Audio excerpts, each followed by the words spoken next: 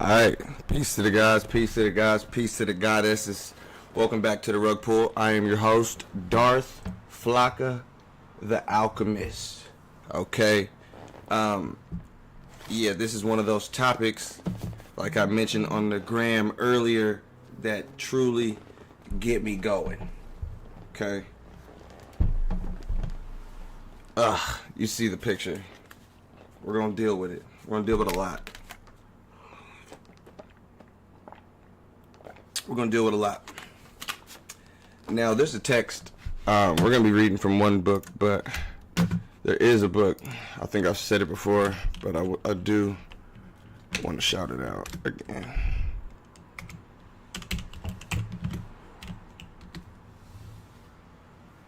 And I do need a good mic check. Like, I'm going to need that.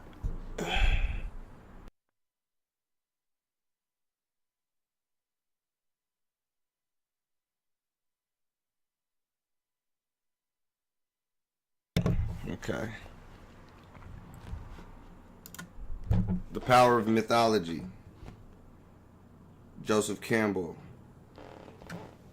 This is a very good book detailing the power and the necessity of mythology. I am truly a believer in the necessity of mythology. 1000%. Okay? Now, this isn't to say that this shit is to be taken as literal.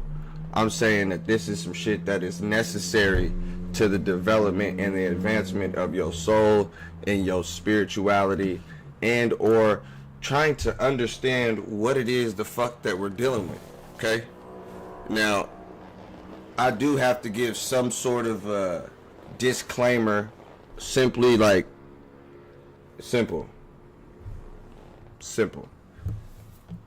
This, because sometimes people could come through, they see my shit, they don't even know this their first time tapping the fuck in, they don't understand what the fuck going on, right? That's fine.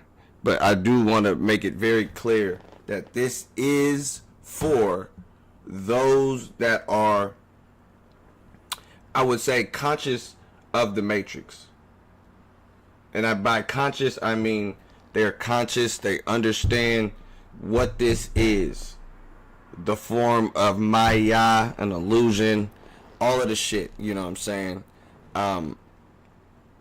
This is going to be important going forward, because the hero that we deal with, both of them that we deal with, are made conscious of what it is that, you know, what it is that they're dealing with. Now, Sisyphus is a very interesting character because his story represents pretty much the futility of the world that we live in. You know what I'm saying? And the efforts that we all put into the world and what we end up getting out of it in the very, very, very end. Okay. So just knowing and seeing that, it's like, okay, look. There's a word that I like pretty much. Where we at? Absurd. Okay? Because in this book, you know, we're going to deal with a book too, you know what I mean?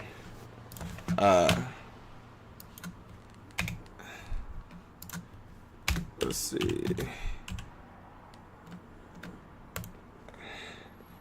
The Myth of Sisyphus. Okay, it's this text right here. All right. Now, Sisyphus, or Albert Camus, pretty much talks about. He doesn't really speak about Sisyphus until the end, but he's dealing with this word right here, the absurd and the absurdism that comes with life.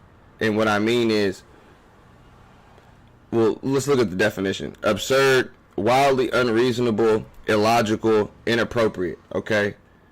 Now, if you ask someone to describe what life is, not their specific life, not their life, but what is life overall in its entirety, as a mass, as a humanity. You know, I've posed this question many times here on this channel, on the Spotify, I've asked many times, what is the purpose of life? That's a legitimate question. Okay? So, like I said, the text that we're dealing with is the myth of Sisyphus, you know? And I think it's real interesting because I'm looking at it because I'm thinking the whole shit finna be about Sisyphus, like the actual myth, you know what I'm saying? Like, what we're dealing with. And then I open up the book, damn first chapter called Absurdity and Suicide.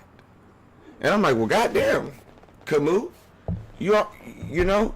And like I just said, I've posed this question to many people. I've yet to get a legitimate answer from anybody.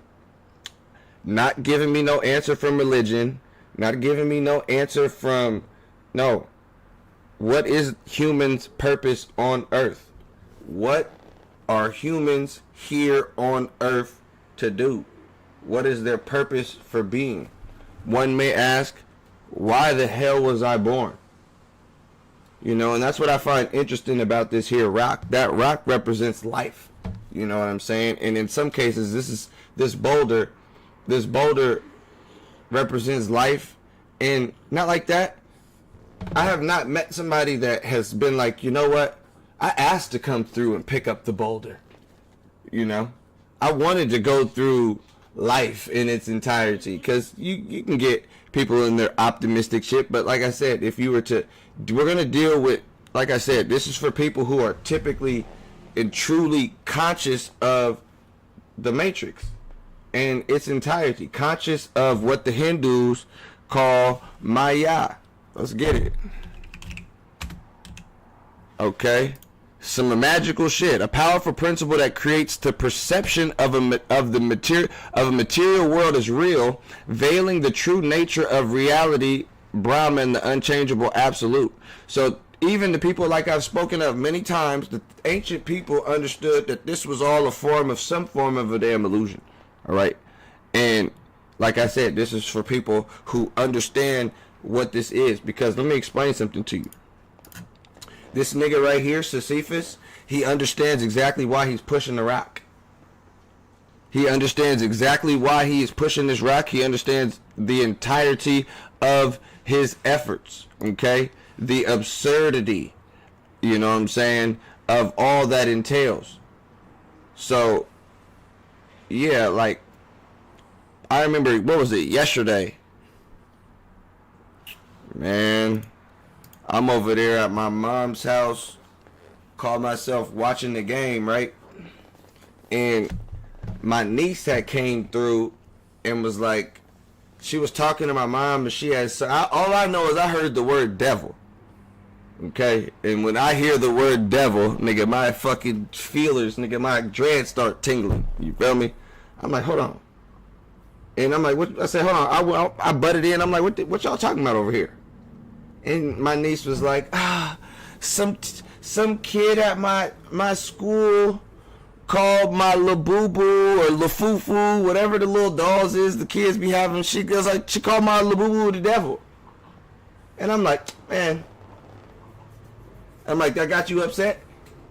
She was like, yeah, she called it the devil. She, you know, it's not the devil. Woo, woo, woo. I'm like, all right, listen, my. Listen. I said the next time that she goddamn call your Labubu the devil, or she say some, you know your Labubu is the devil, you know what you tell her? You tell her, I know. You look her in her face and you tell her, I know. My mom, when I said that, my mom looked back at me. I was like, think about it. Her little ass, if she's scared of the damn devil, she calling your shit the devil, say, I know, she ain't gonna mess with you no more. Well, my mama say, you right, exactly. You know? But here's the thing. The conversation did not stop there between me and my niece. I called myself going outside to get a Corona to spice up the football game. Okay? Because I was betting on the game. Yeah. I'm practicing a form of detachment. which is called, how the Eastern and the, in the Buddhist thing. I was telling the homie, like, look here, man, in the Buddhist shit, they talk about detachment. In the Bhagavad Gita, they talk about detaching yourself, and they talk about performing action and not being attached to the said results of the action. So I'm like, all right, I'm gonna fucking put a bet in, and who gives a fuck what happens? If the team wins, they win. If they lose, they lose. Yesterday, I was feeling extremely absurd, so I decided to do do the damn unthinkable and put some loot on the underdog, because everybody and their mother decided to have the other team. I'm like, it's very lopsided to a certain degree. Hey, why not? Some absurd shit happens all the time. Halftime, I doubled down on the bet, and of course, the team that was not supposed to win won the game. Okay, who gives a fuck? But like I said, I'm out there grabbing a Corona, and my fucking niece come over there, and she like, what'd she say? Oh no, my niece came over, and because I had told her when she said, I said, tell her that, you know what I'm saying? I was like, the devil ain't even real. So she came to me, and she was like, so the devil's not real? I was like, no. I said, do you believe in Santa Claus? I said, do you believe in Santa Claus? She looked at me, she said, yeah. You know what I did? I looked at her in her eyeballs. And you know what she did? She said, I said, you know damn well Santa Claus ain't goddamn real, right? You know this, okay? I said, you know goddamn well, and I'm talking to her just like this. I said, you know damn well Santa Claus ain't real, okay? Peace to the gods, peace to the goddesses. I said, look, you know goddamn well your mama and your daddy get you them damn gifts when it comes to goddamn Christmas, okay? We know this. So here's the thing. When it comes to Santa Claus, you could put his ass in the same category as the devil, okay? You can put him in the same category as devil, not real, okay? And she's like, oh, okay, whatever. I don't have to worry about it no more. And then she asked me, she was like, well, uncle, is Jesus real? I said, look here. I said, Jesus is about as real as the devil and about as real as Santa Claus. People believe in that. It's a story that they choose to believe in. You can believe in whatever you want. She was holding a doll in her hand. I said, you can believe that your doll is real. And she's like, my doll is real. I said, all right then. There it is. Boom. I go in the house, crack the Corona. Here she come a minute later. Uncle, so if the devil's not real, that means hell's not real? I said, Mama, I don't know if you're ready for this. You're like 8 years old. She's like, I don't care, just tell me. I said, listen, hell's not real. We're in hell. All the bad people are here, okay? When you die, your soul goes on to be somewhere else, and sometimes it comes back down here. And I pointed at her little brother, okay? And they come back down here. You come back down here as a damn baby. You feel me? All that hell and all that heaven shit and all that like that, all that is made up, make-believe, and fairy tale. Okay? It's just like Santa Claus. It's just a story.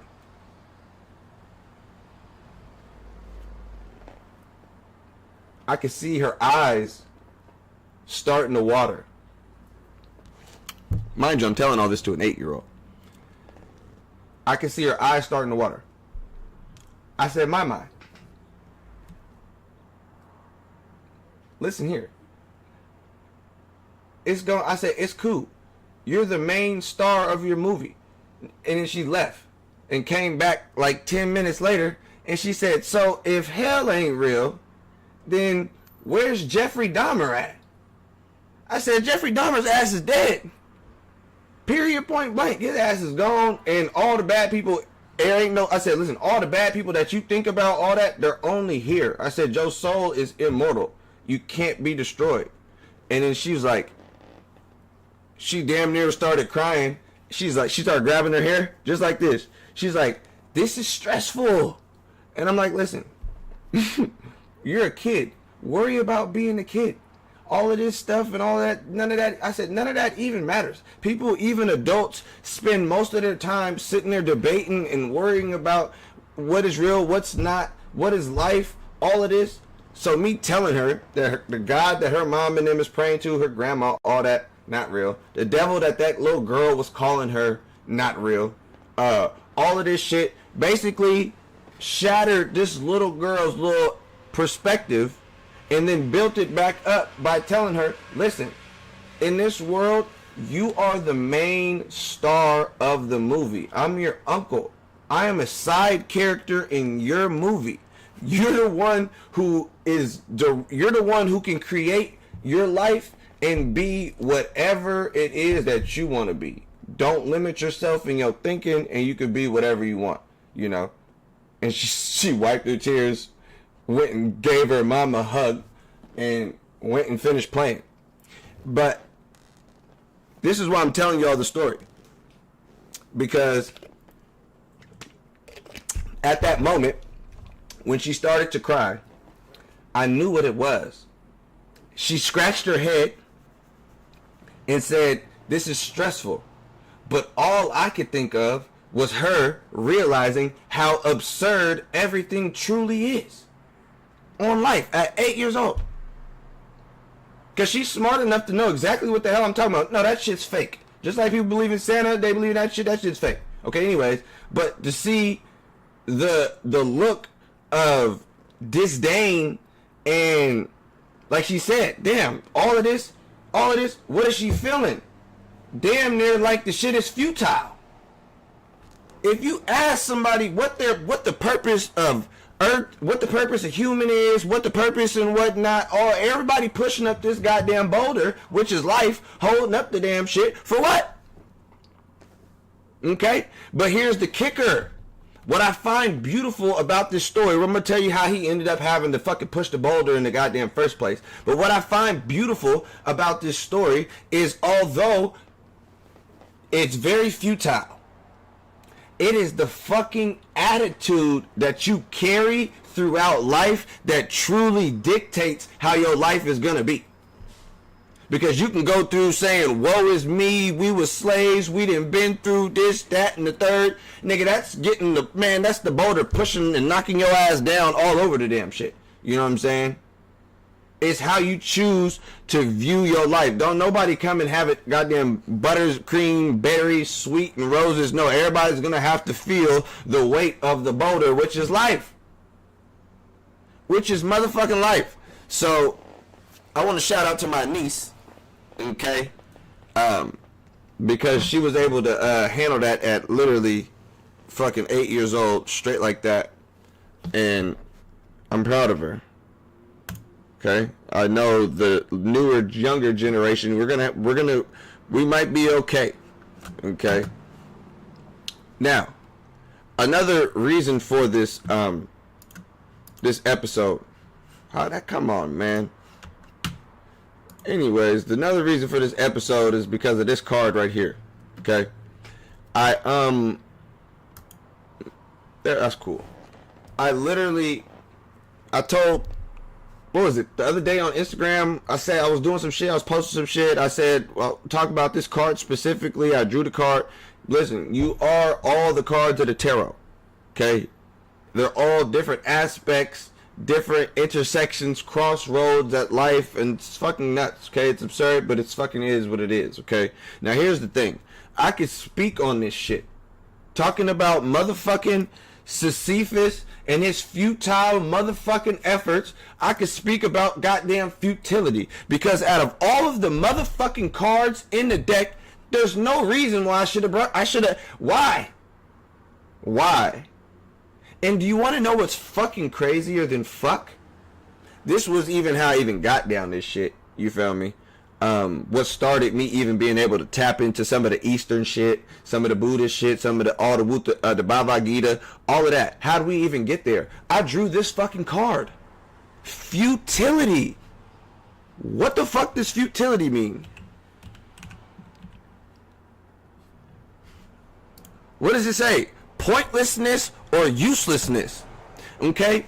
There was a point in time There was a point in time, right, earlier this year, where I was giving my best effort to something. I was putting my best foot fucking forward. I was trying. I had plans. You're doing shit. Everybody has this shit, right? Boom. You're doing all this shit. You're doing all this shit, right? Boom. You're pushing the motherfucking rock up the goddamn hill. Boom. You're doing everything that you can. You're doing the best that you can. And then what? You draw the motherfucking Seven of Swords.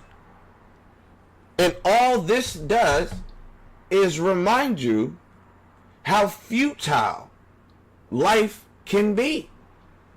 It's absurd how you think one would think, and this is why I say I like this definition. It's wildly unreasonable. The definition of absurd. It's wildly unreasonable, it's illogical, and it's inappropriate. Have you ever had something that happened to you that was wildly unreasonable, illogical, or inappropriate? Okay? So when you have something like that pops up in your life, you end up finding and being faced with the reality of futility. And there's nothing wrong with that.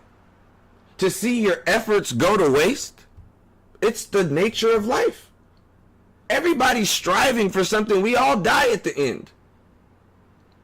I don't know why people take life so serious when I tell you, I'll spoil the fucking movie, nigga. You don't make it out, nigga. You think you're a good guy? This is one of those good movies where the good guy dies at the end. It's what you would call a tragedy. Life is tragedy. It's futility. Here's the thing. Everybody you love and everything you care for is temporary. Shout out to the Eastern teachings of Buddhism and Hinduism, because they do teach detachment for good reason. You know, you don't want your motherfucking feelings hurt. Don't be going attaching your motherfucking feelings and shit to shit. You know, if you don't want to feel the futility of life and what that comes with, there's a certain way you must go about things. Because to feel futility, which is the pointlessness or uselessness, means that you are doing something with an expected outcome or for an expected result.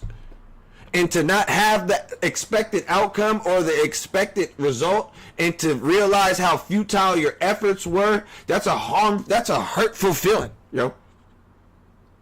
That's a hurtful feeling. A lot of people, depending on your mental strength, you can crash out because of this shit. So the reason I'm speaking on futility and Sisyphus and all of this is, nigga, it's because, nigga, I live this shit. I've seen and I have experienced the full-fledged force of efforts be put to you, be pointless and useless. What was all that for? Nigga did all that shit, put in all that goddamn work, woke up every goddamn day, went to a damn job for how much long, gave these niggas how many years, whatever your futile effort was, and you figured it out. You know what I'm saying? I had to Google some shit, because there was some shit that popped in my head. I was talking to one of the homies, and I was talking about shit like this. And he was like, well, nigga, damn, my nigga. It said, he said, you're on some, nigga, resistance is futile type shit.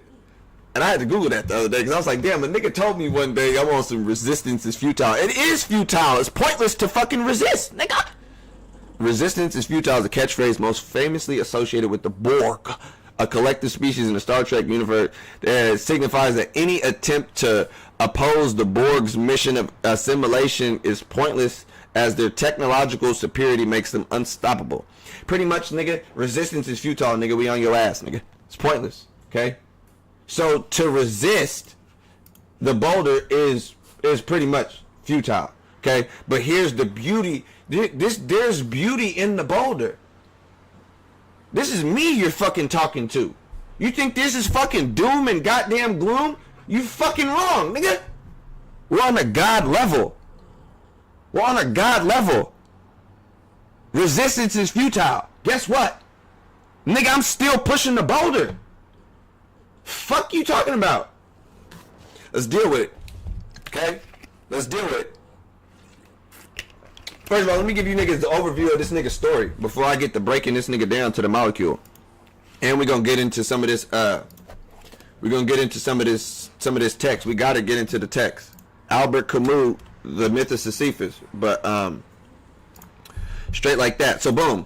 Sisyphus, okay, you're like, oh, how there's a myth. Like I said at the beginning, I believe wholeheartedly. Damn, where'd the shit go? This book right here, Joseph Campbell and the Power of Myth. All right, and you can watch it on YouTube. God damn it, they gave it an 8.8. God damn it. So, anyways, I believe in the power and the necessity of mythology. I do not believe in the worship of the gods that were created in mythology. Okay, to worship a god other than yourself is to worship a god inferior to you. Okay, God can't push the boulder for you. So what the fuck you praying to him for help, nigga? You better skirt off on that, nigga. Hope y'all heard that. Skirt. Anyways, yeah, back to Sisyphus, okay? Boom. I believe mythology is important. Why? Because it's some shit. Anyways, Sisyphus, boom, cheated. This nigga was a human, a titan. I think he was a titan. Hold on, I think he might be, It's the founder, king. No, it reveals Zeus' subjection. Okay, I think this thing is human. Hold on, let me Google it just to make sure. You know.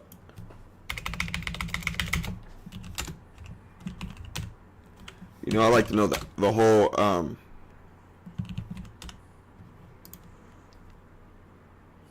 a human king. Fucking exactly, nigga. It's even better. It's not even one, because you know the damn Greek shit, nigga. You'd be half human, half titan, half god, all the shit. Fuck the fuck no. It's even better, nigga. Fucking bastard. The gods didn't punish the nigga. Anyways, let's deal with why this nigga was punished. Alright? So look, boom. This is a human. They call him a clever and deceitful king. Remember, this is all mythology, right? Okay, renowned for his hubris and ability to cheat death. Okay, cheating death.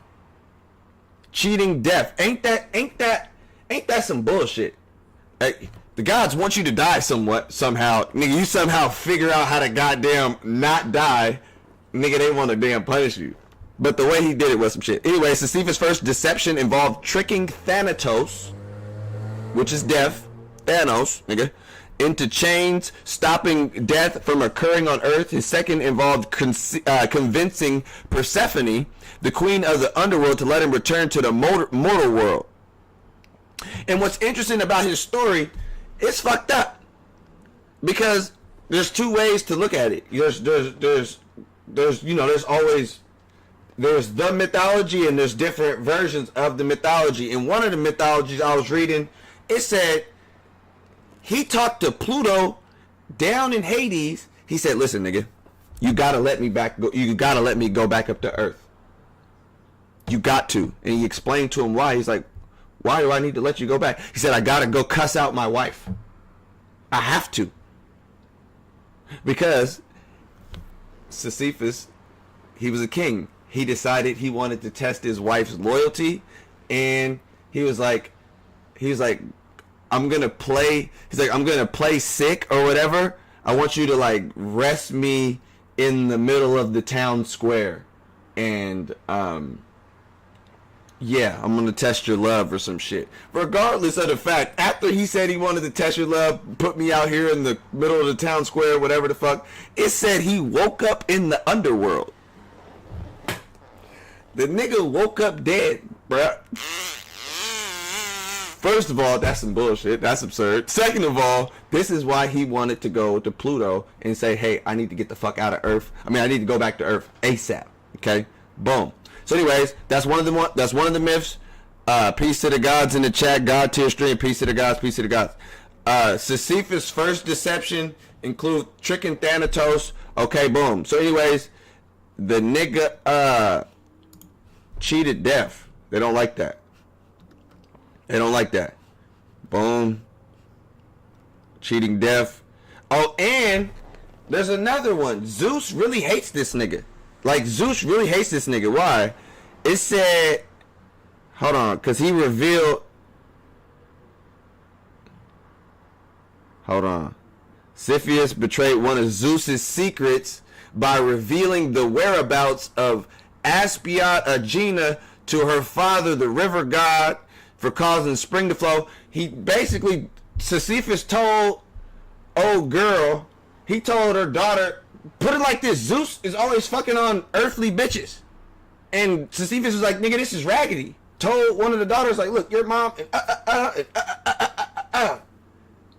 Zeus talking about, man, this nigga Sisyphus a bitch. Oh, I got something for this nigga. Zeus ordered Thanatos to chain Sisyphus in Tartarus. Sisyphus was curious as to why Charon was chosen to the boom, boom, boom. Sisyphus asked to Thanatos. Sisyphus slyly asked Thanatos to demonstrate how the chains worked. As Thanatos was granting him his wish, Sisyphus seized the opportunity and trapped Thanatos in the chains instead. Once he was bound by the strong chains, no one died on earth. See what I'm saying? Once Thanatos, which is death, was bound by the strong chains no one died on earth, causing an uproar. Okay? God of War was pissed that his battles had become less diverting because his opponents would not die. Okay, blah, blah, blah. Hades, one version, Hades was sent to chain Sisyphus and he chained him, whatever. Hades was trapped, nobody could die. Okay? This pissed off the gods. In their little shit, you do anything to throw off their little order, you're getting thrown down. So he got cheating death twice. Nigga got cheating death twice. He got revealing the side chick and the whereabouts of the river goddess. Okay? Goddamn fucking, yeah, the nigga was doing some shit. I almost lost my train of thought. But yeah. Hold on. Nigga, I had to hit the goddamn market. Get some damn taffy. Doing all this damn yapping. Alright. Where we at? Okay, yeah. You niggas get it. Sisyphus. Thrown into the fucking underworld. Now listen. Let's go back real quick. Let's deal with the punishment. Like I said, this is the goddamn, where we at, man? The power of the myth. There's a reason why this shit's so goddamn important. Because this shit, okay, here's the thing too. That was so fucking good. Listen, that was that blueberry saltwater taffy, nigga, from goddamn Taffy Town. Better go on Google or something. Better go on Google Taffy Town, goddamn it. Look though, this is why it's important. We're sitting here discussing a myth, talking about somebody cheating and catching the gods cheating and all this wooty wooty wooty woo. Here's the thing. Just like how I told my niece, it's a story. What the fuck is the meaning behind the story is the legitimate question. What is the meaning behind the damn story? You have to understand. You have to identify with the motherfuckers in the story to goddamn understand the damn shit. Okay? So you have to picture yourself as goddamn Sisyphus. So when you deal with the punishment, and mind you, you can go and look at many of my goddamn texts, many of what I've dropped and all the shit I didn't talked about with the motherfucking underworld. Where is the underworld? What did I tell my fucking 8-year-old niece when I said, where's hell? You're here. Congratulations. Where's the underworld? You're here. Who's pushing the boulder, nigga? Anyways, as punishments for his crimes, Hades made Sisyphus roll a huge boulder endlessly up a steep hill in Tartarus. Okay, you do your homework on Tartarus, the damn underworld for the Greek shit. You know what I'm saying? Why the hell they got rivers and mountains and streams, and why the fuck Tartarus look just like Earth? Go back to one of them last shits I did when I was reading from the Lost Light. Okay? All the shits I previously did, we already talked about how we're in the underworld right now. And anytime you see a mythology where the hero has to go into a dark cave, a dungeon, a pit, a fucking bottomless cavern, or any of the fucking underworld, that is talking about your soul's descent down here on Earth. It is not talking about anything else. It is talking about the journey of the soul. So when your soul is going through this underworld, getting put down here, they're describing it as this. When you get incarnated down here on the physical earth, I don't give a fuck who you are, unless you're a white rich motherfucker or some Saudi Arabian African king or some goddamn princess in Dubai or some bullshit like that. Motherfucker, you're pushing the boulder, nigga. Strap up your motherfucking bootstraps. Nigga, you're pushing the boulder with human hands. He's down there in Tartarus with nothing, pushing the shit with human hands. You're gonna get cuts. You're gonna get scrapes. You're gonna get bruises. You're gonna get all of that shit while you're down here, while the soul is down here pushing this goddamn boulder in this whole ass human body. Okay? Y'all gonna make me catch the Holy Ghost in this motherfucker. Okay, boom. The maddening nature of the punishment was reserved for Sisyphus due to hubristic belief that his cleverness surpassed that of Zeus himself. So, like I be telling y'all, the gods is mad at me because I'm smart enough to figure out that I don't have to pray to them niggas, and they actually need my energy to be able to sustain their whole existence. Yeah, they're not gonna fuck with that. You're gonna be pushing the boulder, nigga, and they're gonna make sure you get cuts and bruises. Okay. Now, and according to the Gnostic text, those who understand their divinity and awaken and remember their true origins and their true self, nigga, you are above the gods that people pray to. Simple as that. Do your homework. Read the Nag Hammadi, Gospel of Philip, Gospel of Thomas. God damn it, all them Nag Hammadi scriptures. We already did the breakdown. The rug has been pulled. Okay. Hades accordingly displayed his own cleverness by enchanting the boulder. He a bitch! By enchanting the boulder into rolling away from Sisyphus before he reached the top, which ended up consigning Sisyphus to an eternity of useless efforts, ending in unending frustration. Thus, pointless or interminable activities are sometimes described as Sisyphon. Sisyphon was a common subject in ancient writers depicted as a painter. Blah, blah, blah, blah, blah, blah. All right, listen. Sisyphus to an eternity of useless efforts and unending frustration. What is he dealing with? The same shit that I was dealing with when I drew this card. And here's the thing.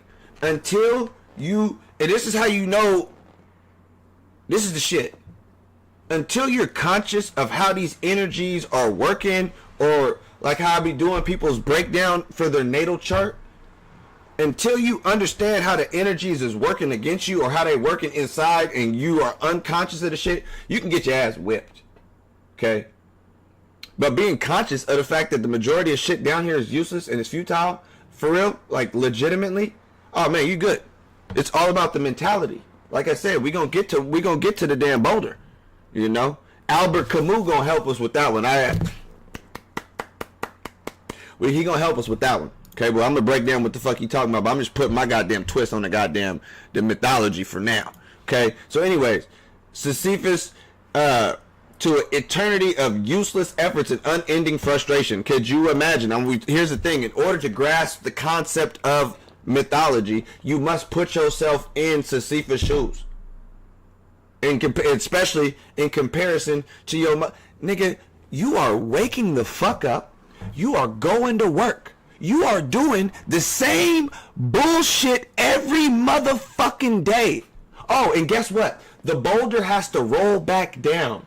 So what are you doing differently? Taking a couple steps this way to go back down? Are you going a little bit to the left to go down? Are you walking down the fucking hill backwards? Regardless of the fact, nigga, you're doing futile, pointless shit every day.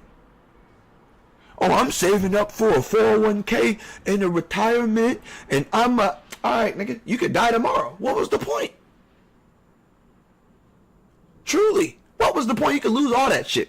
You can get a call that your goddamn mama died. Nigga, you might not feel like doing anything again. You might lay down and let the boulder roll you over. Your significant other getting a car crash. Baby die.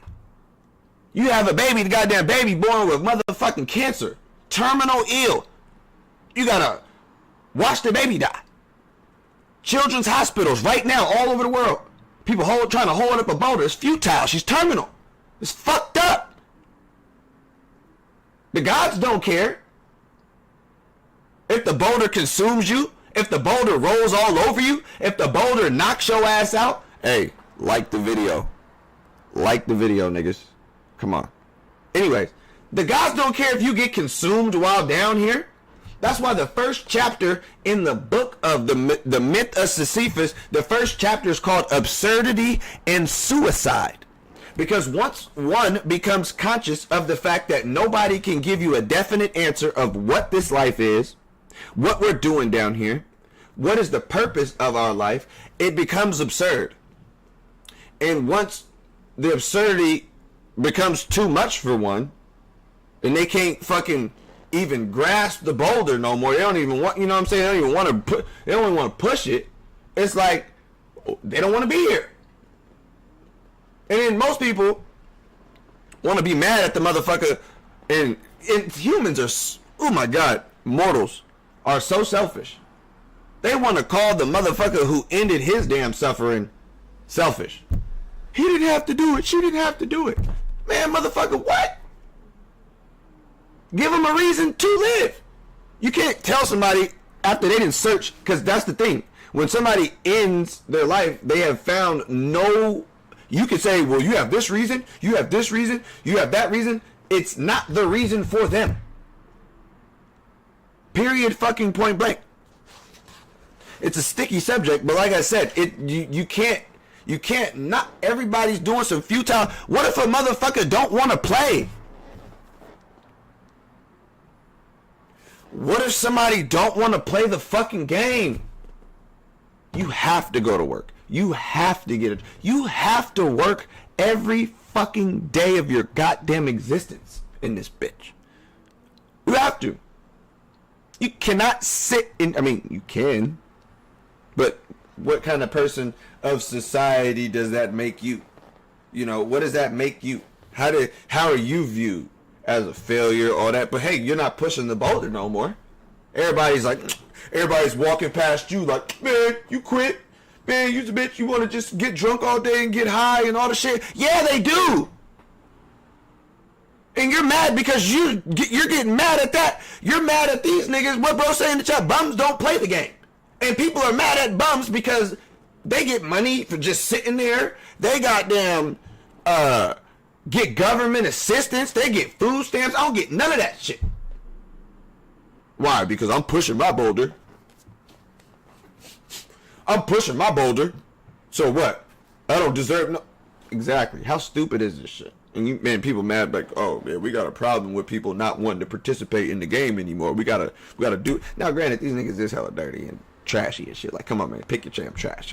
But other than that, like, not wanting to no longer participate in the absurdity. How the fuck can you blame somebody? Honest to God, how can you blame somebody for not wanting to keep continuing their fucking futile motherfucking efforts? Up the motherfucking shit. You know what I'm saying? Where's another picture of this shit at?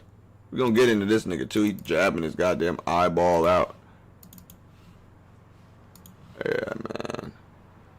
Number 3. Yeah, so let me see. Okay, now listen. You want to know why I like Sisyphus? Out of a lot of these gods and shit, here's the thing. Because I be telling y'all all the time, like, oh, the fucking gods don't fuck with me. They kick me back. They kick me down here. I got booted. You know what I'm saying? I got booted out of his motherfucking heavens or whatever. You know? Here's the thing about this motherfucker right here. Out of everybody else. Okay?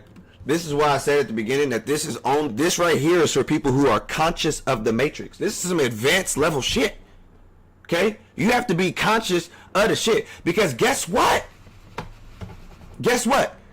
Is Sisyphus down there pushing the motherfucking boulder, not knowing why, damn, I gotta push this boulder? What the fuck am I doing this for? What did I do this for? No. Do you know, earlier I said Sisyphus, there was a part where he tricked Persephone into letting, she's the queen of hate, she's the queen of hell, tricked Persephone into letting him go back up to Earth so he can cuss out motherfucking his wife for basically killing him or letting him get killed. One of the two. Either way, that was some bullshit. Okay? Do you know what he does when he goes back up to Earth?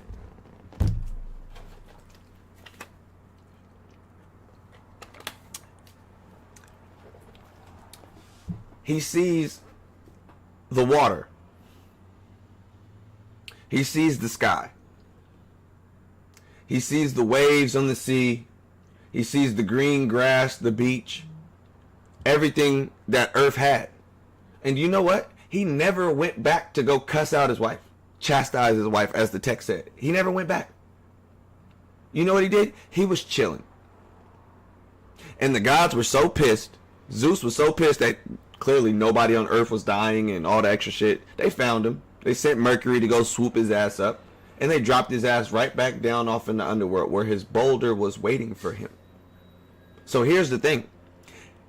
He's not unconscious of his eternal task. And when you're unconscious, shit could be way worse. Okay? That's the worst part, is being unconscious. Okay? Now, here's this part right here in the book. I'm going to read this part right here in the book dealing with the mythology. Okay? It says, Sisyphus woke up in the underworld, and there, annoyed by... Oh, listen, though. Listen to what I was saying, though. Listen. Let me just give you the little shit. It says, Homer tells us that Sisyphus had put death in chains. Pluto could not endure the sight of his deserted, silent empire. He dispatched the god of war who liberated death from the hands of her conqueror. It is also said that Sisyphus, being near to death, rashly wanted to test his wife's love.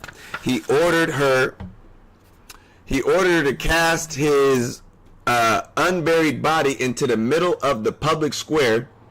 Sisyphus woke up dead. He says he woke up in the underworld, and there, annoyed by an obedience so contrary to human love, he obtained from Pluto permission to return to Earth in order to chastise his wife. But when he had seen again the face of the world, he enjoyed the water and the sun, the warm stones and the sea, and he no longer wanted to go back into the infernal darkness. He recalls signs of anger, warnings of no avail. Many years more he lived, facing the curve of the gulf, the sparkling sea, and the smiles of earth.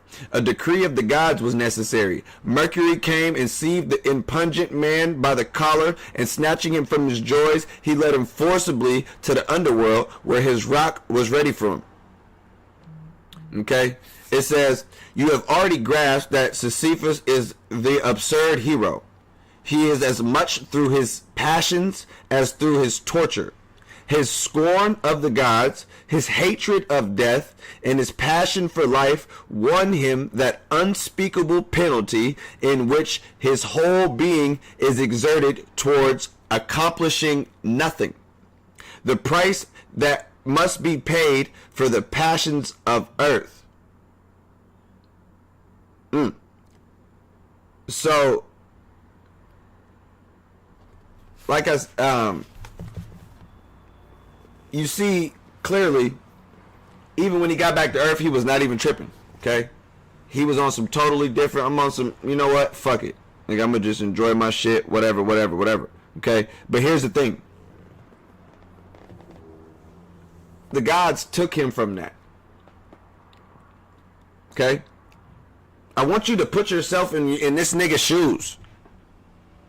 You're getting greased. They got you down here, all this extra shit just for telling the truth in a couple cases. Like, hey, yo, it's some bullshit. And they got you with this endless task, this endless futile task. And then you finally get back up to Earth and you're up there enjoying your days for many years. And then all of a sudden you get snatched up and here you are back in the underworld and there's the boulder.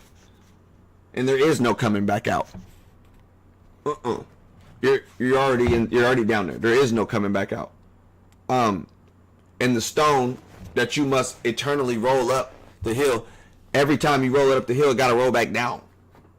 A very futile, pointless effort. Now, what I like is Albert Camus. He said, it is, because remember the stone rolls back down. He said it is during the descent that I find interesting. And when he said that, I'm actually thinking about this shit right now in my head. I used to play football, right? And I had some very crazy ass coaches.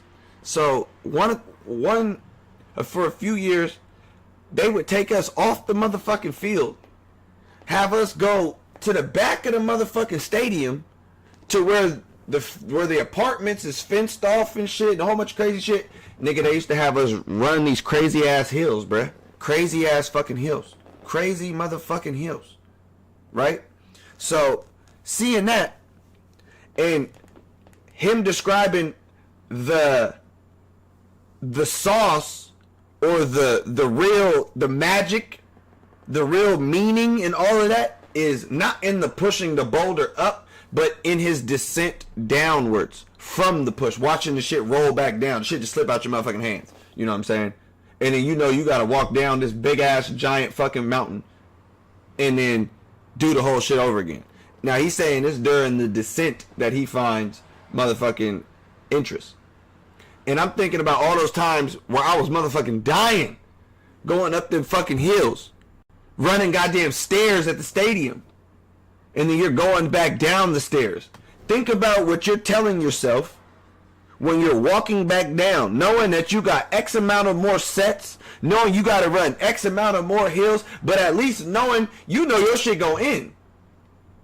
Imagine knowing the shit is never gonna end.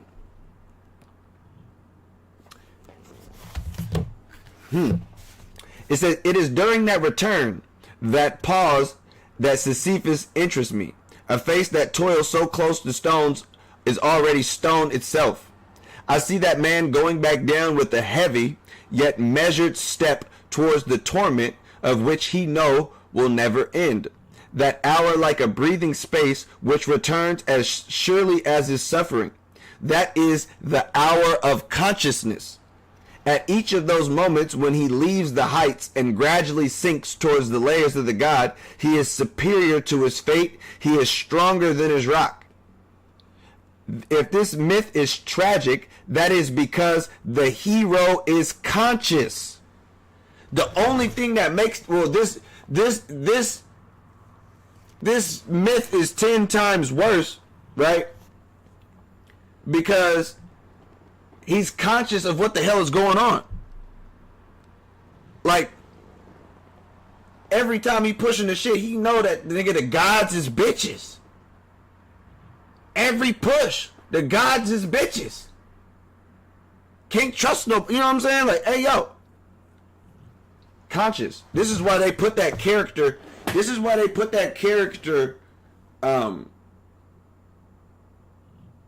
Cypher in the movie The Matrix. You know, the nigga who was already out the Matrix, but he wanted to get plugged back in. Nigga, if you have not wanted to get plugged back in, you don't know if you deep enough in this motherfucker right here. Because this shit, man, listen, ignorance is bliss. Give me the bliss. I don't want to know the fucking details of every I'm cursed to. No, I didn't come down here and live my entire life down here just willy-nilly. No, nigga, I ended up finding out what the shit was futile. Hold on. So, being conscious could lead to what? Like you said, can lead to fucking anger.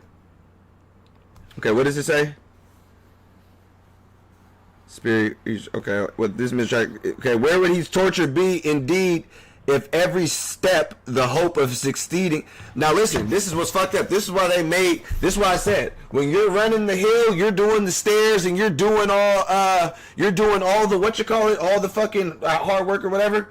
You know that at any point in time you can stop. And they put him in a certain torturous position to where it says, where would his torture be indeed if at every step the hope of succeeding upheld him? The workman of today works every day in his life at the same task, and his fate is no less absurd. But it is tragic only at rare moments when it becomes conscious.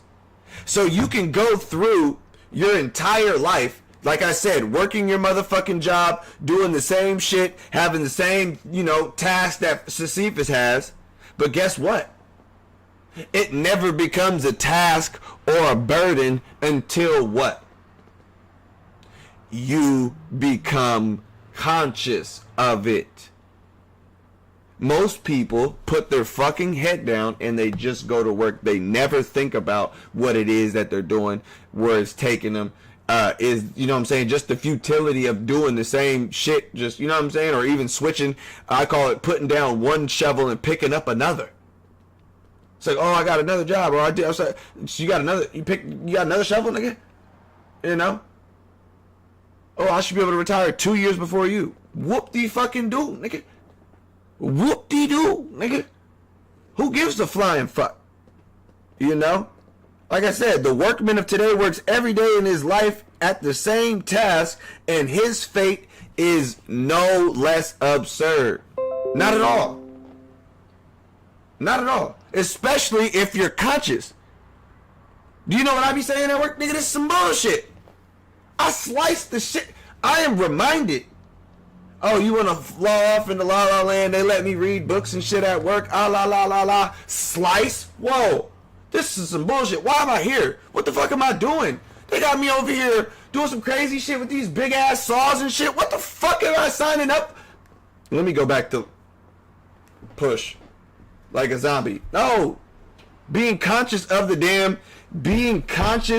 struggle can motivate you to go a little bit harder. That's the thing. If I'm Sisyphus, and this is the type of attitude that I got, and this is the type of attitude that changes punishment into fuck you.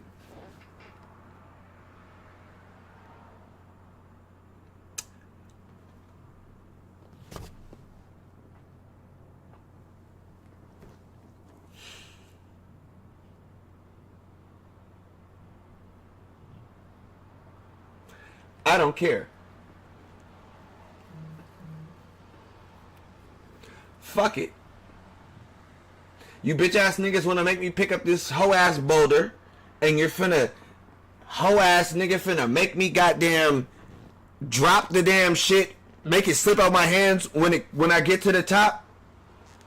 You're a bitch anyway, nigga. Watch this. It really is your attitude. It's truly your attitude. This is why it says a little bit higher. It says, during that return, that pause, Sisyphus interests me. That face that toils so close to stones is already... A face that toils so close to stones is already stone itself. I see a man going back down with a heavy yet measured step towards the torment he know will never end. That hour like a breathing space which returns as surely as his suffering. That is the hour of consciousness. Here's the thing. A face that what does it say? A face that toils so close to stones is already stone itself. Nigga, I'm stone itself, nigga. When you done already been, nigga, in the dirt, in the crevices, down on your ass, fucked up around this bitch, nigga, what the fuck, if you done already hit the damn bottom and hit the underworld, what the fuck can hurt you, nigga? What does it say? A face that toils so close to stones is already stone itself, nigga. Think about that shit. Think about that shit, okay? Now, it says, it was talking about the workman, okay? But it's only tragic at the rare moments when it becomes conscious, okay? They would rather you not think about it. If everybody was conscious of the fact that we're all doing a lot of futile efforts for these mundane ass, for minimal to no pay and all the shits and working way more than, you know what I'm saying? Like, listen, you know what I'm saying? There would literally be like riots and shit. So they count on you not having any rare moments of where you're conscious.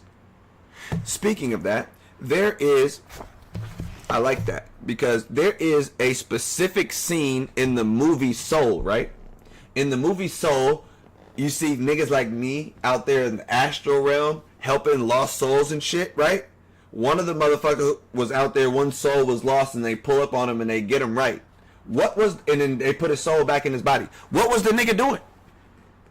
You can't make this shit up. What was the nigga doing? He was sitting at his goddamn desk. And then guess what? Got his consciousness back. As soon as he got his consciousness back, that nigga stood up and was like, whoa, what the fuck am I doing? Quit his job and told everybody you guys are all fucking crazy and got the fuck on.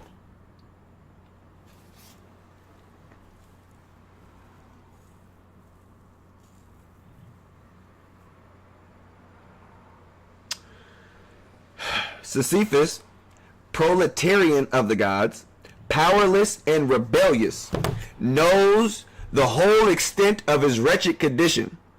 It is what he thinks during his descent, the lucidity that was to constitute his torture, at the same time crowns his victory. There is no fate that cannot be surmounted by scorn. Scorn.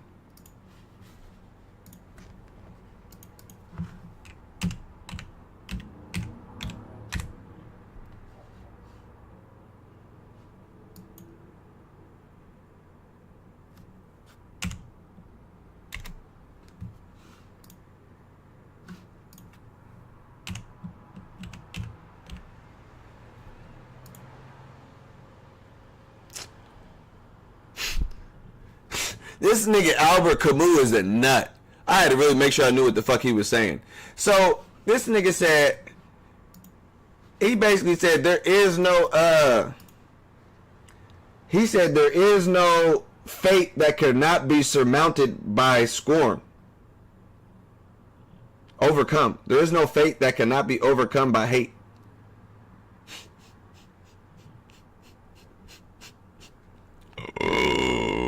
He's right. That's some powerful shit. It's a very strong emotion.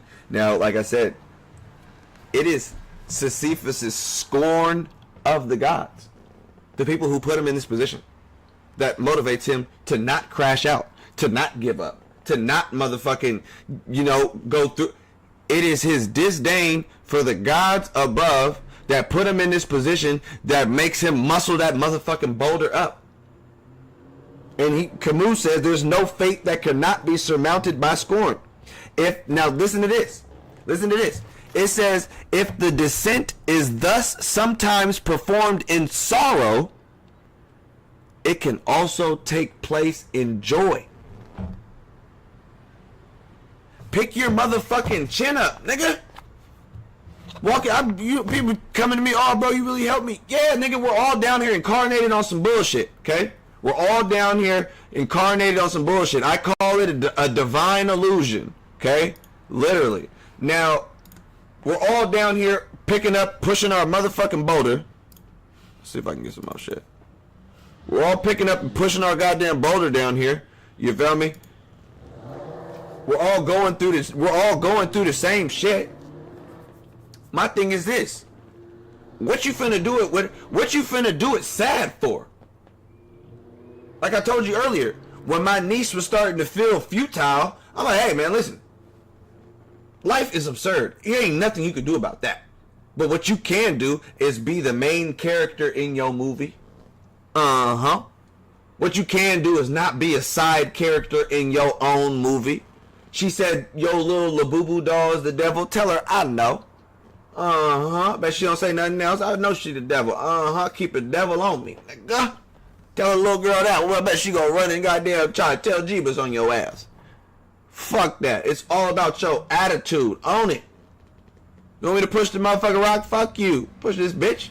Oh, you finna knock it down? Alright, whatever. It's the same thing in life. I'm finna put in all this effort and then fuck. What you about to do, life?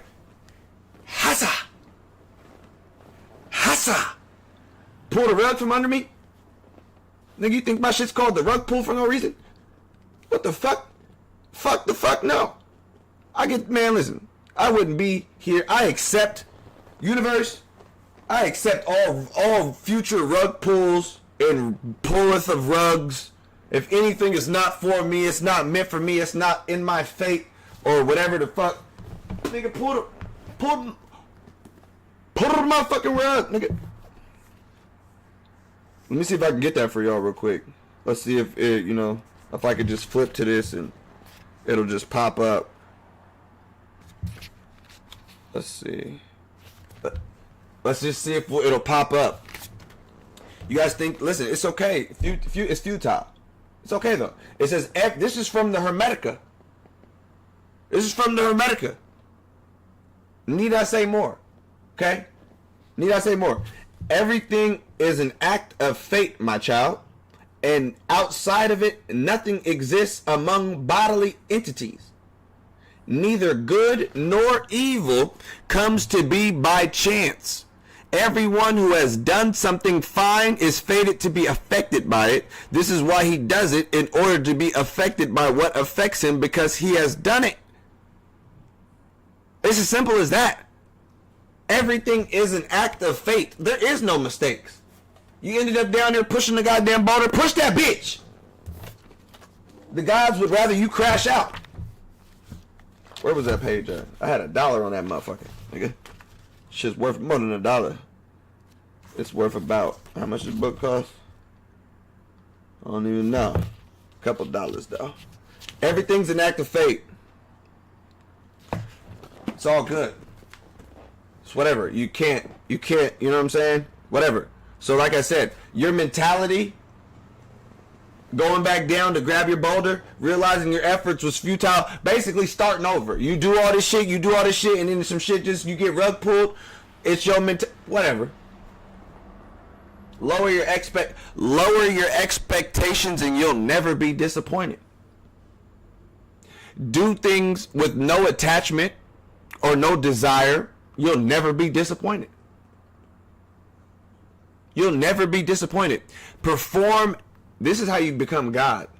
Perform actions without giving a fuck about the damn result. Most people are afraid to even take a damn leap of faith doing anything because they're truly afraid of the result, whether it's going to be good or bad. Typically the bad. People, like he said, like Tahuti said, most people are only doing shit so that they can, whatever comes after that. You go to, you know what I'm saying? It's, nobody just does shit for the, you know what I'm saying? They're trying to do, there's a reason behind some shit. There's always that reason behind it. The effect that comes with why he's done it. The cause, the effect from the cause. Okay? It's as simple as that. Okay? So, remember, if the descent thus sometimes is performed in sorrow, it can also take place in joy. If you were sad, if you can, listen, it's perspective, nigga. I lose my job, man. Fuck. Lost my fucking job, nigga. This is how am I gonna, or I lost my job, nigga. Fuck them niggas. They some bitches. I didn't work there for too goddamn long anyway. Nigga, I'm about to get on with something brand new. I'm about to figure some shit out. Fuck them niggas though. Fuck that. It's two perspectives. Yeah, I gotta start over. Yeah, I gotta figure some shit out. Oh, this person I was with, they left me, they did me wrong. Okay, yeah. Fuck them. Futile. But fuck them though. Who gives a fuck? You gotta push the boulder back up, start all over again and whatever, rebuild yourself, man. Who gives, man? Push that motherfucker, man. Pick your goddamn chin up. We all have to. Because somebody's always in a more fucked up position than you with a smile on their goddamn face. You go in the goddamn children's hospital, see kids in there can still smile. Bitch ass nigga. Want to complain about pushing a boulder. Fuck that. Alright. Let me calm down. Okay. Oh. Well, I like that part. What was it?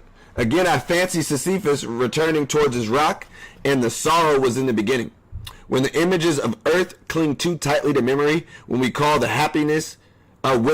of happiness becomes too insistent, it happens that melancholy arises in a man's heart.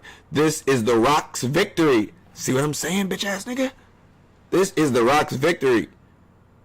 This is the rock itself. The boundless grief is too heavy to bear. These are our nights of just me, the crushing depths. Thus, Oedipus at the outset obeys fate without even knowing it. Holy fucking shit.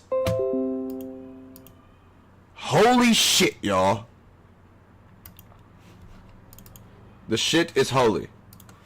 This way. Everything's holy. I'm God, nigga. This right here. Holy shit, dog. Hold on, let me get the motherfucking... Where's the... Man, what?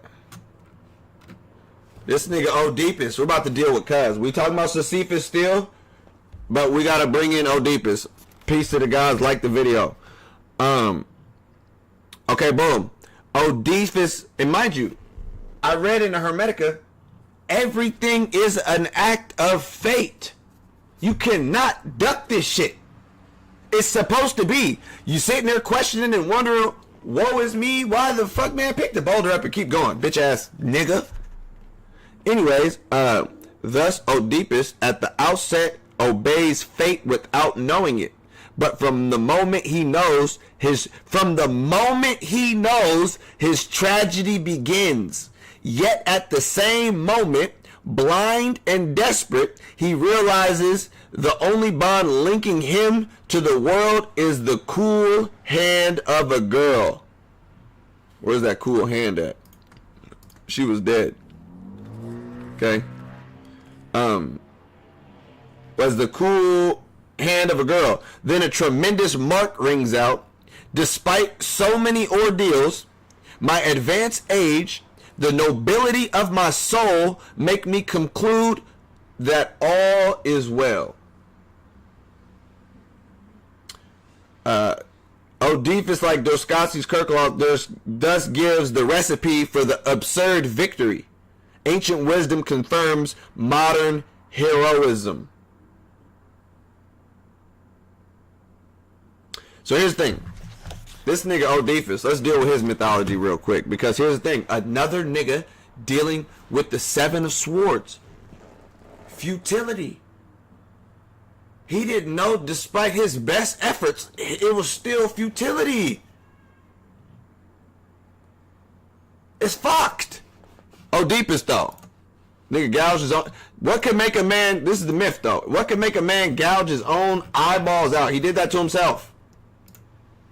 You see it. Man, why do we got so much shit going on? He did it to himself. He's holding the knife. Okay, what can make a nigga wanna... Damn it. This is the rug pull. Pulling the rug on this motherfucker. Alright, boom, Oedipus, let's get into his story. Okay, I read this earlier and I was like, oh yeah, we have to talk about this nigga. This shit is absurd. This shit is absurd! But like I said, put yourself in cousin's shoes. Sometimes, nigga, fate is fate. This is why, listen, this is why this shit exists. Because this is literally an aspect of all of our humanity, the futility. You can do, Oedipus is a hero. He ain't do nothing wrong, per se. Everything was an act of fate. Sometimes you can't duck the shit. It's fucked up. It's truly fucked up. You know what I'm saying? Hold on. Let's get this shit real quick. All right, boom. Of course, like everything, prophecy. You ever watched the show called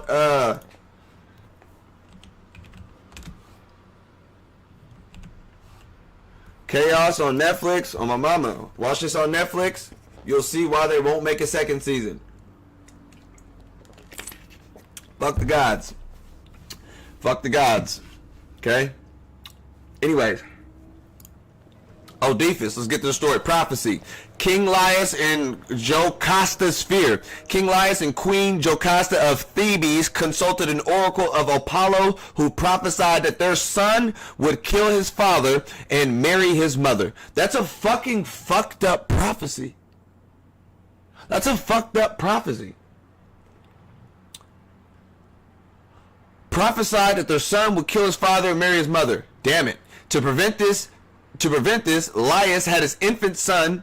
They had his infant son's feet pierced and tied together, giving him the name Oedipus, meaning swollen feet. Then ordered a servant to abandon the baby to die. Found and adopted. A different shepherd found the infant and gave him to the childless king Polybus and the queen of Merope of Corinth, who adopted him. Fleeing fate, Oedipus grew up unaware of his true parentage. Unaware. He has no idea. Nigga, this is not this nigga's fault. What he say? Hold on. He grew up unaware of his true parentage.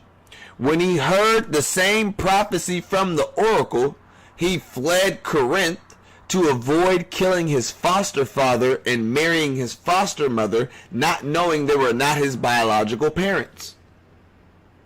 While traveling, Oedipus encountered an old man, King Laius, his father, and in a heated argument, killed him, not recognizing his own father. Okay?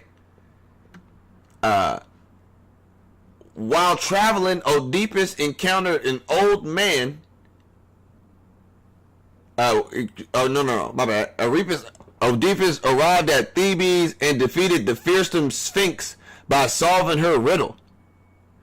Man, listen here though. Let me give you niggas this. Fuck that.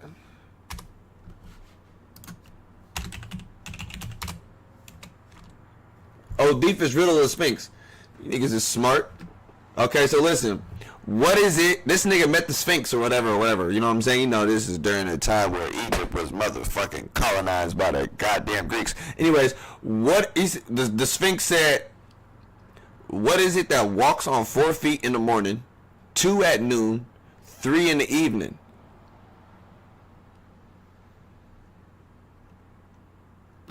Nigga, I was reading that shit. I'm like, man. I was sitting there. I was like, oh, okay, hold on. Let me not read forward and let me try to solve this riddle. I was sitting there thinking. I was like, man, fuck the riddle, man. What the fuck is the goddamn answer? The answer is man. As a baby crawls on all fours the morning of life, it walks on 2 legs as an adult of life, and then uses a walking stick at 1 age, the evening of life. 3 feet on the evening. I didn't get the 3 feet part. Okay, that's what it was. The damn hoe ass walking stick, bitch ass nigga. I didn't understand that shit. Walking stick in old age. Oedipus solved the riddle to the Sphinx, causing the Sphinx to die and freeing the city of Thebes from her plague. Okay, whatever. Let's go back to my nigga. Okay, a plague, terrible plague struck Thebes, and the oracle declared it would only end when the murderer of King Laius was found and punished. The truth comes out. Through an investigation, Oedipus discovered that he was the murderer and that his wife was his mother. Overcome with horror and shame, Jocasta hanged herself, and Oedipus blinded himself with the golden pen and went into exile, eventually dying under the care of King Theseus of Athens. It's fucking tragic, isn't it? This nigga, self-fulfilling prophecy, even though this was crazy. This was crazy, you know. Why? You know, what's the meaning behind the myth of getting your fucking eye gouged out? What's the meaning of all? You watch your lover / mother, you know, kill herself, and what could be the?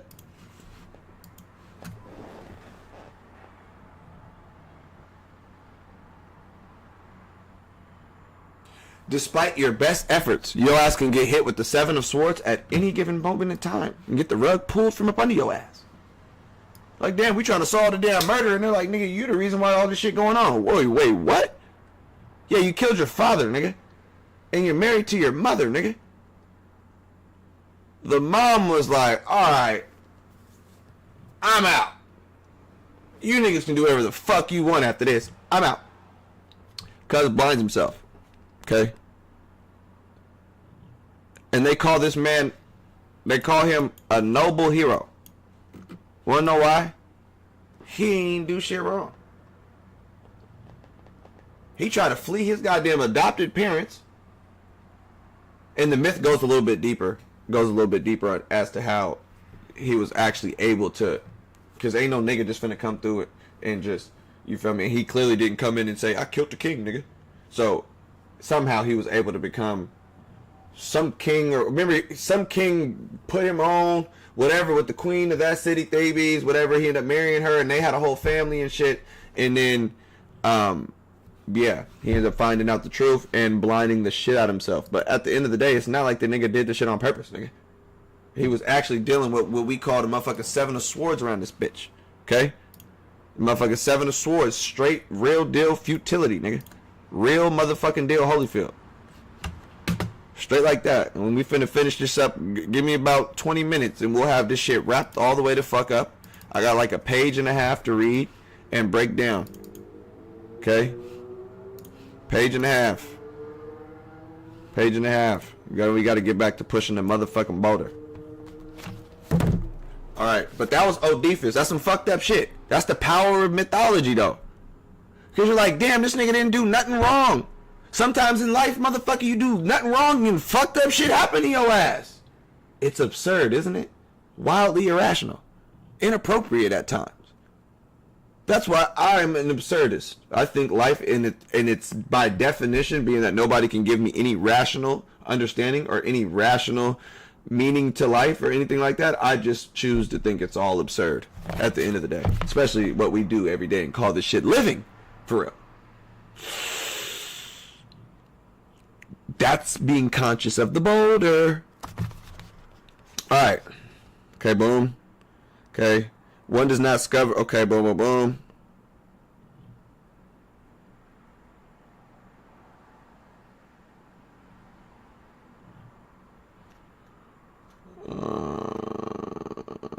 Where are we at?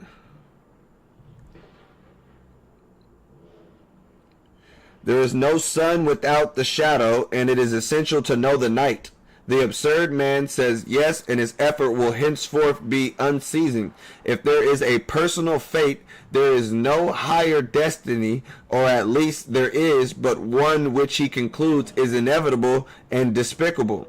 For the rest, he knows himself to be the master of his days. In that subtle moment when man glances backwards over his life, Sisyphus returning towards his rock, in that slight pivoting, he contemplates the series of unrelated actions which becomes his fate, created by him, combined under his memory's eye, soon sealed by his death. Thus convinced the wholly human origin of all that is human, a blind man eager to see, who knows that night has no end, is still on the go. The rock is still moving. I leave Sisyphus, I guess this was the last page. I leave Sisyphus at the foot of the mountain. One always finds one's burden again, but Sisyphus teaches the higher fidelity that negates the gods and raises rocks. He too concludes that all is well. All is well, nigga. You guys mad at what you guys looking at? Nigga, I'm good over here. The universe, henceforth without a master, seems to him neither sterile nor futile. Each atom of that stone in each mineral flake of that night-filled mountain in itself forms a world. The struggle itself towards the heights is enough to fill a man's heart. One must imagine Sisyphus happy.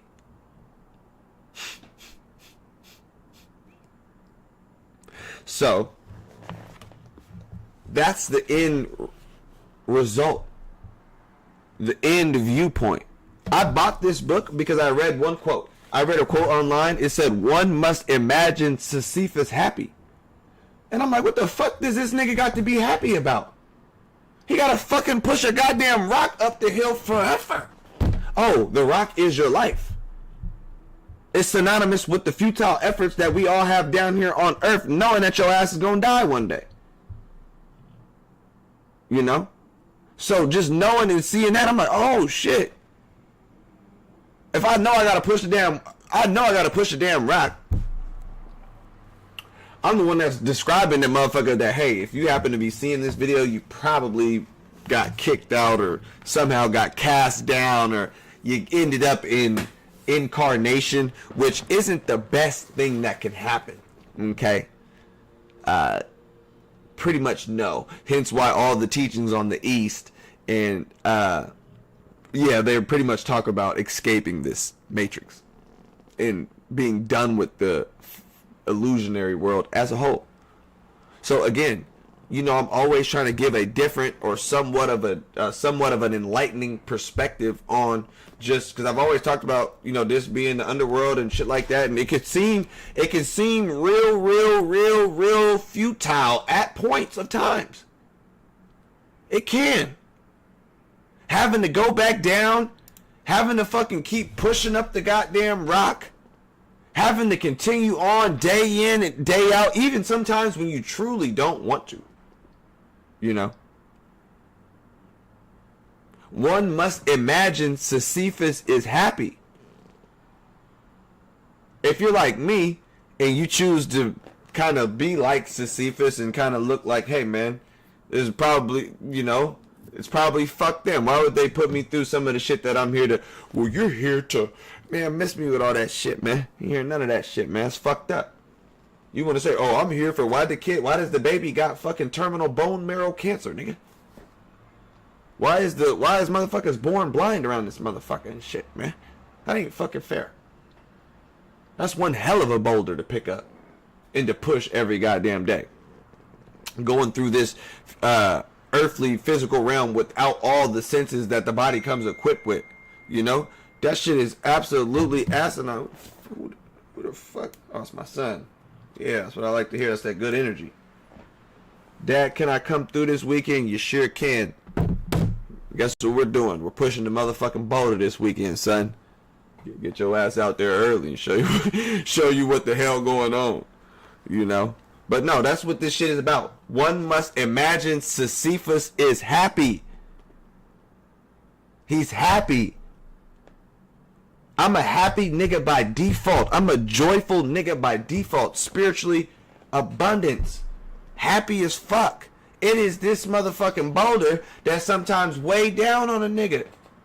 But then I realizing like, damn, these motherfucking gods got everybody down this pushing the boulder. Some people pushing the damn boulder deaf, dumb, and blind. Some people pushing the goddamn boulder with motherfucking autism. Somebody pushing the goddamn boulder with goddamn born with one leg and shit, trying to motherfucking, you know, one arm or no fingers or some crazy ass motherfucking shit. Everybody's out here trying to push this bitch. So I'm analyzing my boulder and I'm looking at everybody else. Nigga, I'm smiling, nigga. My shit's heavy.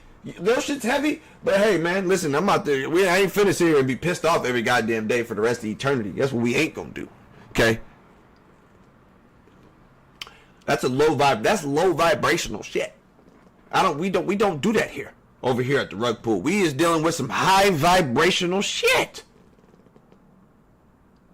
Okay? Even if you have to scorn the gods, curse the gods. That's how he gets through it. He said it is through his damn fucking, what did he say? You know I gotta read that part. Yeah, fuck him, nigga.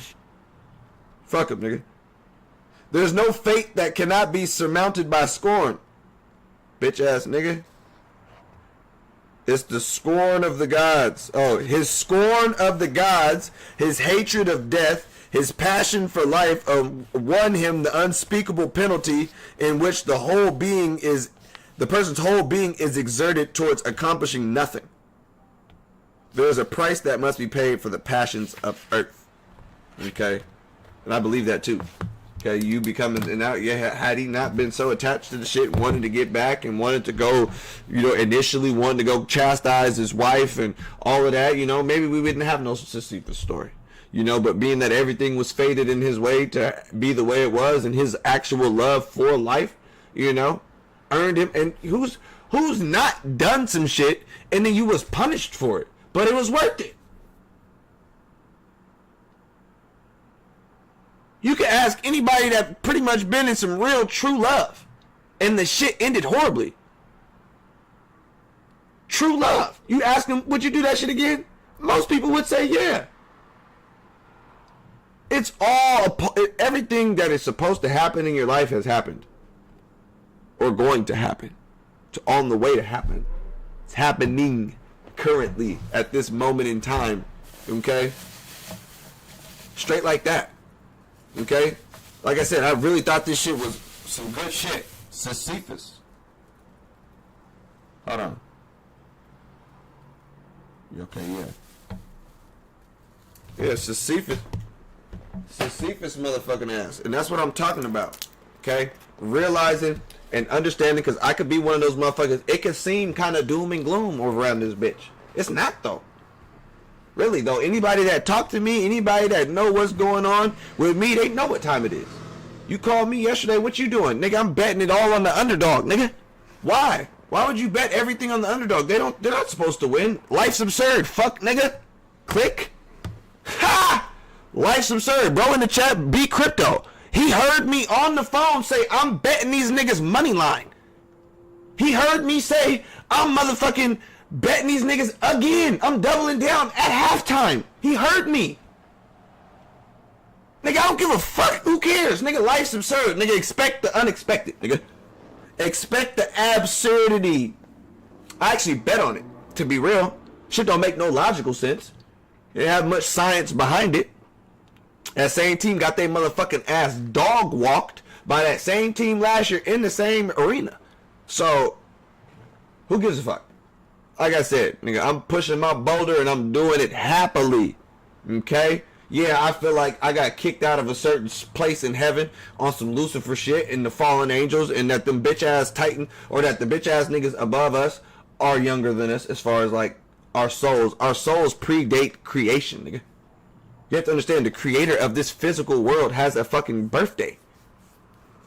Tap into the Nag Hammadi. Like I said, you understand the origins of your soul. Your soul is unborn. It's immortal. Your soul is eternal. There is nothing on earth or nothing in this motherfucker that can phase the actual true you. Everything we're talking about right here is dealing with the damn Matrix version of you, your motherfucking avatar. So if you know that your goddamn, and this is the thing, you understand that farther you go on this spiritual shit, you realize, damn, there's some people that are out here in their body doing their thing, bro, their soul ain't even down here. Their soul sent the projection of their damn self into the damn illusion, and here they are moving around, helping motherfuckers doing their damn thing down here. That's how advanced some spirits are. You don't even know if you truly even down in this bitch. What I do know is one thing. Everybody has to push this boulder. Now, however you choose to view it, that makes it a little bit lighter, you're still going to get your hands cut, fam. You know? You're still going to lose your footing at times. You're still going to goddamn slip and the motherfucking shit fall on your motherfucking hand. You feel me? You might twist your goddamn ankle. You know? Break a fucking ankle. You know? You might do a whole lot of shit trying to get that bitch up there. But at the end of the day, it's the mentality that you have when carrying and going through all that that'll propel you and keep you forward. And will keep you on the motherfucking God level. If you understand that all of this shit is a goddamn dream, nigga, what the fuck does it matter for, nigga? Can't nothing hurt me. Anything that happens, it truly, depending on the amount of I can't say nothing. But depending on, the amount of attachment that you have to something, if you have no attachment to anything, what the fuck can hurt you? If you have no desires for anything, how the fuck can you feel unfulfilled? Worldly desires, or earthly pleasures. What are you doing all this shit for? I'll tell you what I do this shit for. I'm conscious of my fucking boulder. Like, damn, bro, why do you work 50 something hours a week? Why are you at work? Why are you up at 3 o'clock something every goddamn day? Every day. Birds ain't even chirping yet. I'm up in this bitch. I like to take hot showers. I could be a bum. All the shits. I could choose to just not do anything. But me personally, being conscious of the fact that I've reincarnated many times down here on Earth, one thing that we haven't had in many incarnations are hot water heaters. I live in Washington. It gets very cold out in this bitch. Okay? I like taking hot showers. So therefore, I'm going to wake up and push my motherfucking boulder. I don't know what makes you want to push yours.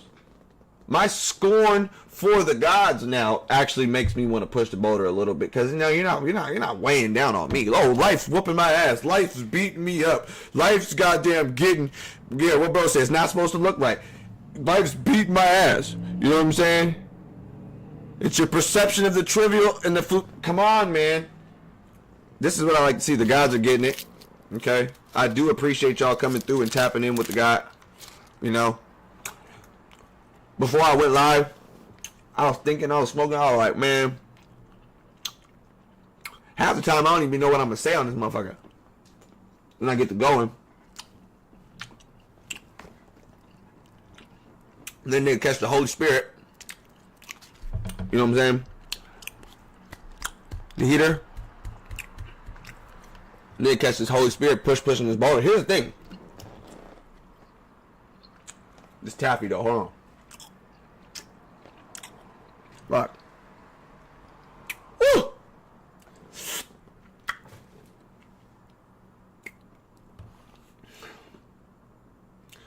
I know niggas is going through it. I know niggas is going through it.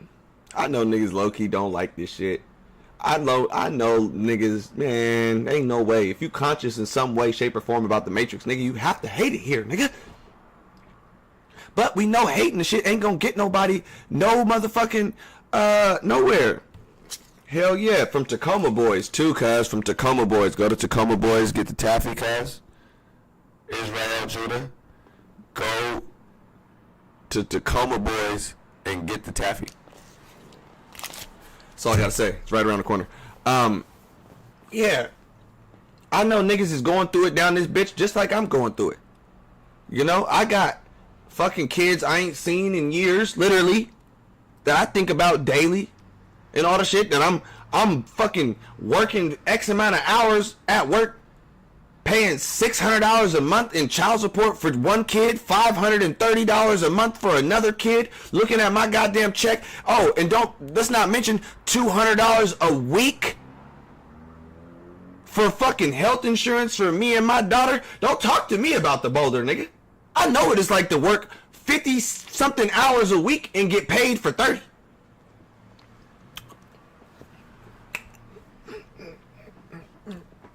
How does he get through it? How does he do it? I would be fucked up, man. This is my boulder, nigga. I said, bitch, nigga, you finna send me down here, nigga. Up the fucking pressure. Up the ante in this motherfucker, nigga. Split the kings, nigga. No, I don't want the 20. You might do some fluky shit and hit a 21 on my motherfucking ass. Split it. Fuck you. Fuck it, nigga. Don't put my shit on. Bitch ass nigga starting a damn video game and wanna put the shit on very easy. Wanna play the game on easy. I just wanna beat the game. Bitch, I'll die. On hard mode. Damn, this nigga didn't even fit. Got far though. Did something, bitch. At least I was playing on hard, nigga. Wondering why some people do what they do or act how they be or, you know what I'm saying, any of the damn sorts. Nigga, you don't know what the fuck they goddamn difficulty settings is on. What they damn pushing they damn boulder in, what kind of shoes they got, what kind of grip they got. You know what I'm saying? What kind of grip strength the man got or the woman got. You know what I'm saying? Shout out to the grip strength. Y'all remember that shit. You know what I'm saying? Yeah, man, what the fuck? Hell no. I mean, hell yeah. But I mean, hell no. You feel me? I do this for those of y'all that are consciously understanding that, hey man, I'm on an uphill battle. And sometimes when I get to the motherfucking top, nigga, I just can't get there. Every time I try to get to the top, life rug pull me. Asa! Wasn't for you. It's fate. You're planning life. Your life's already planned. Everything is fate. Nigga, well, you could see everything that's meant to be is supposed to be. Why are you fighting the flow, family? Don't fight the flow.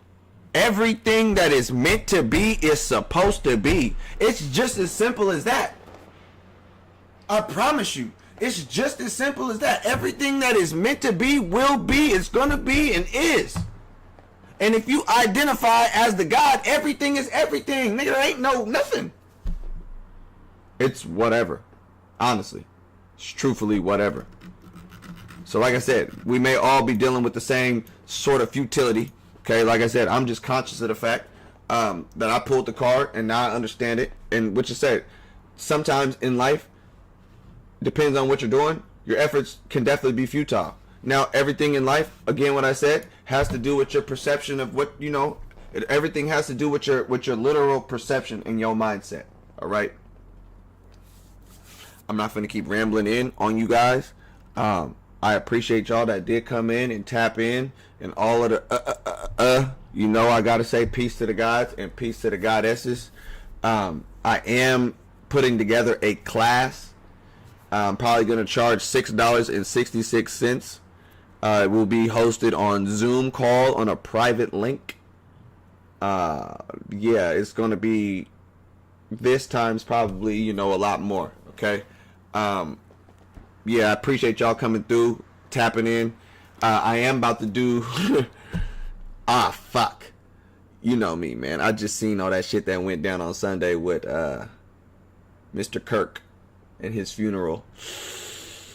I got some shit to talk about. So expect a video from me maybe tomorrow. Okay? Peace to the gods. I'm out. I'm fucking out.